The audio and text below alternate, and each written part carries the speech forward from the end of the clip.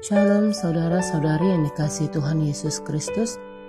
Saat ini kita akan merenungkan firman Tuhan dengan tema Self-Confidence or God Confidence, kepercayaan diri atau kepercayaan pada Tuhan, yang terdapat dalam Yakobus pasalnya yang keempat, ayat yang ke-13 sampai ayat yang ke-17.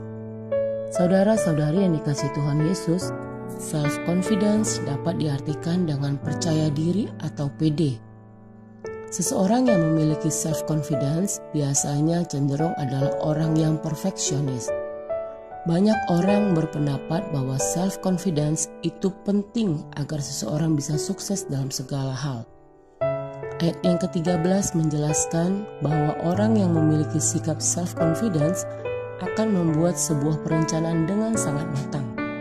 Orang tersebut akan memikirkan bagaimana dia akan memulai sesuatu dan memikirkan bagaimana agar dia dapat menjadi sukses. Namun, perspektif Alkitab mengenai self-confidence dijelaskan dalam ayat 16, bahwa orang yang seperti itu adalah orang yang congkak, dan hal tersebut dianggap salah oleh Yakobus. Beberapa penafsir berpendapat bahwa surat Yakobus ini ditulis oleh Yakobus saudara Yesus. Pada ayat 16, kata salah diterjemahkan dengan kata evil, yang berarti jahat.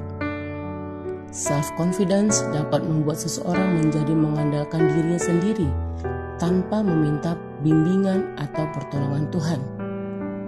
Dalam ayat 13 juga dijelaskan bahwa orang yang sedang membuat perencanaan tersebut tidak melibatkan Tuhan dalam hidupnya. Dia tidak berdoa untuk meminta pimpinan atau pertolongan Tuhan. Dia yakin bahwa dia bisa sukses tanpa Tuhan. Saudara-saudari yang dikasihi Tuhan, sebagai orang percaya, penting sekali bagi kita untuk selalu melibatkan Tuhan dalam setiap perencanaan kita.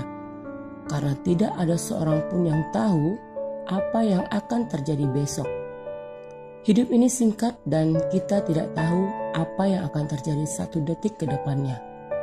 Hidup kita diibaratkan seperti uap yang sebentar saja kelihatan lalu lenyap. Terdapat pada ayat yang ke-14 bagian B. Oleh karena kita adalah manusia yang lemah, jadi bagaimana kita bisa mempercayai diri kita sendiri? Jika kita adalah manusia yang lemah, bagaimana mungkin kita bisa menaruh keyakinan kita pada sesuatu yang lemah? Bukankah kita seharusnya menaruh keyakinan atau pengharapan kita kepada sesuatu yang teguh dan benar-benar kuat? Kalau seseorang terus hidup dalam self-confidence, maka akan tiba saatnya Tuhan akan menegur orang tersebut dengan sebuah kegagalan atau kejatuhan. Tujuannya ialah agar orang tersebut menyadari kelemahannya.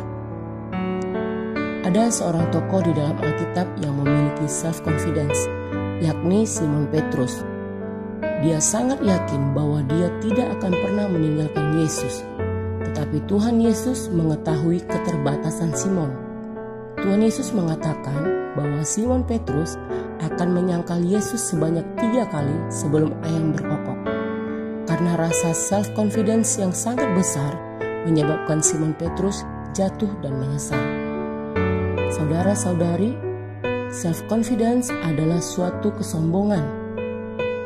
Alkitab menerjemahkan dengan kata congkak. Self-confidence dapat dianggap sebagai sebuah dosa. Kita dapat melihatnya pada ayat yang ke-17. Lalu, apa yang seharusnya kita perbuat?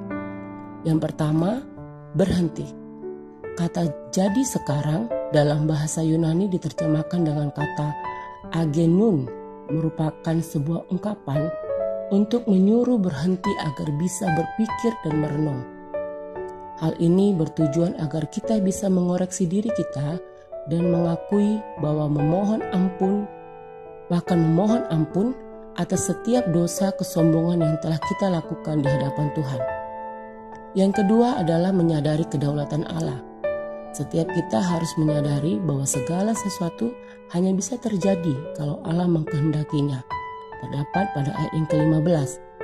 Hidup manusia semuanya berada dalam rencana dan kehendak Allah. Allah telah mengatur hidup seseorang sejak awal. Jika kita menyadari hal ini, maka kita tidak mungkin jatuh ke dalam dosa self-confidence. Oleh sebab itu, kita harus mengubah pola pikir kita dari self-confidence menjadi God confidence. Saudara-saudari yang dikasihi Tuhan Yesus, bukan berarti kita harus menjadi orang Kristen yang pesimis, tetapi kita belajar agar kita menaruh keyakinan kita kepada Tuhan. Hal ini haruslah kita lakukan, karena jika kita tidak melakukannya, itu berarti kita berbuat dosa. Kiranya Allah Roh Kudus terus menolong kita untuk dapat melakukan firman Tuhan ini dalam hidup kita tiap-tiap hari. Demikian firman Tuhan, Tuhan Yesus memberkati. Shalom.